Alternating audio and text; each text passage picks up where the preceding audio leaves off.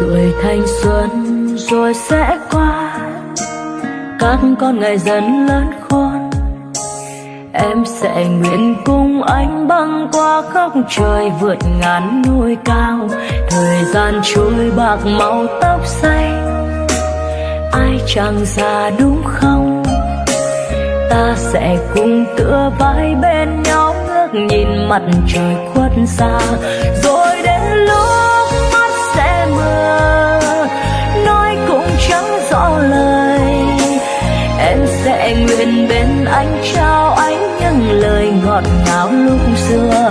Đừng bỏ em giữa dòng đời, em sẽ khóc rất nhiều. Ân tình này đi qua trăm năm, đã vẹn hẹn người kiếp sau.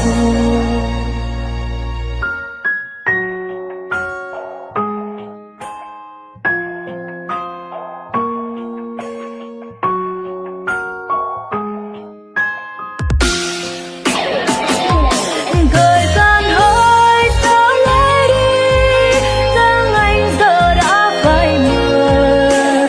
Ước muôn đời cớ sao còn nguyên nhiên. Tuổi thanh xuân rồi sẽ qua, các con ngày dần lớn khôn. Em sẽ nguyện cùng anh băng qua ngóc trời, vượt ngàn núi cao. Thời gian trôi bạc màu tóc xanh, ai chẳng già đúng không? Ta sẽ cùng tựa vai bên nhau, ngước nhìn mặt trời khuất xa. Rồi đến lúc mắt sẽ mờ, nói cũng chẳng rõ lời. Em sẽ nguyện bên anh, trao anh những lời ngọt ngào lúc xưa.